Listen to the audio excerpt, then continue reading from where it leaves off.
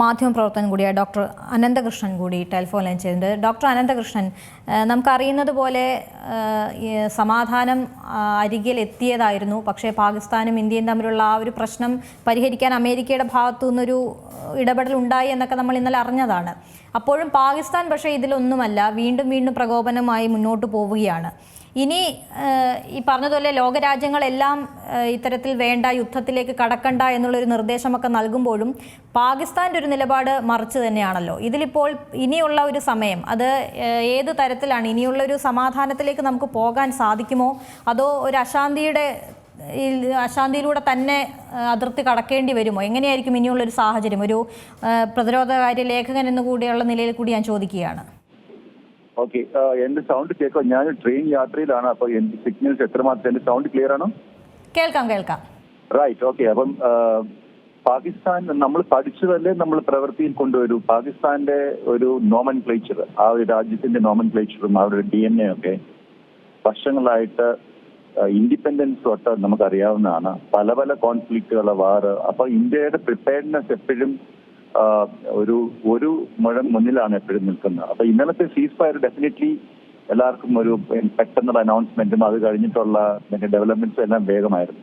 US-ന്റെ ഒരു ക്ലെയിമാണ് ട്രംപും പിന്നെ കൂട്ടരുമാണ് ഈ സമാധാനത്തിന് വേണ്ടി ബാക്ക് ചാനൽ ഓപ്പറേഷൻ നടത്തിയതെന്ന്.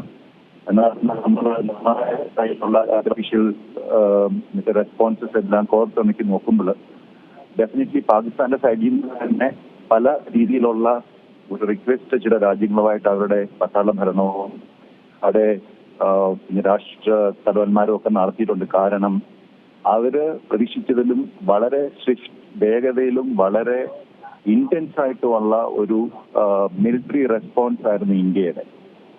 അവര് നമ്മളെ ഇങ്ങോട്ട് എങ്ങനെ റെസ്പോണ്ട് ചെയ്തു അതിന് ഒരു 10 മടങ്ങ് ശക്തമായ ഒരു റെസ്പോൺസ് ആണ്. അത് മാത്രമല്ല, ഒരു ന്യൂക്ലിയർ കേപ്പബിലിറ്റി ഉള്ള ഒരു രാജ്യത്തിന്റെ എയർ ബേസ് ചെന്ന് ഒന്നല്ല 10ലേറെ എയർ ബേസുകൾ ചെന്ന് തകർക്കുക എന്ന് വെച്ചാൽ അത് വളരെ വളരെ അവരുടെ ഒരു എന്താണ് വളരെ ഡീമോറലൈസിംഗ് ആയിട്ടുള്ള ഒരു കാര്യമാണ്. അപ്പോഴ് പാകിസ്ഥാൻ സീസ് എന്നൊക്കെ പറഞ്ഞ് അനൗൺസ് ചെയ്യുന്നെങ്കിലും ഇന്ത്യയുടെ മിലിറ്ററി ഡെഫിനറ്റ്ലി രാത്രിയിൽ ഒരു സീസ് ഫയർ വയലേഷൻ ചെയ്യും. കാരണം സീസ് ഫയർ വയലേഷൻ നമ്മൾ എത്ര വർഷങ്ങളായിട്ട് പാകിസ്ഥാൻ അത് ചെയ്തുകൊണ്ടിരിക്കുന്ന ഒരു കാര്യമാണ്. പക്ഷേ സിവിലിയൻസിനെ അറ്റാക്ക് ചെയ്യുകയും so we are prepared. Basically ഒരു സീസ് ഫയർ പാകിസ്ഥാൻ അങ്ങനെ പെട്ടെന്ന് ഒരു സമാധാനം ആഗ്രഹിച്ചാലും അവരുടെ ഒരു ബേസിക് ട്രേറ്റ് മാറ്റാൻ കഴിയില്ലല്ലോ. So we knew it, we are prepared.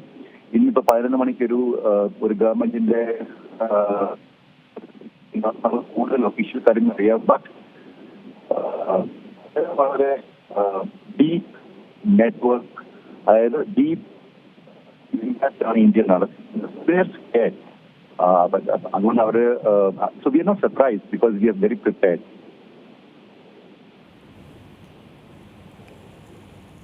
വളരെ നന്ദി ഡോക്ടർ അനന്തകൃഷ്ണൻ പ്രതികരിച്ചത്. അദ്ദേഹം യാത്രയിലാണ്, അതുകൊണ്ട് തന്നെയാണ് ശബ്ദത്തിൽ ചെറിയ രീതിയിലുള്ളൊരു ഡിസ്റ്റർബൻസ് ഉണ്ടായിരുന്നു. എന്തായാലും കൃത്യമായി തന്നെ എല്ലാവരും പറയുന്നത് ഇത്തരത്തിൽ തന്നെയാണ്. ഒരു വെടിനിർത്തൽ പ്രഖ്യാപിച്ചെങ്കിലും പാകിസ്ഥാൻ്റെ ഒരു നിലപാട് അതുതന്നെയാണ് വീണ്ടും പ്രകോപനമായി മുന്നോട്ട് വരികയാണ്.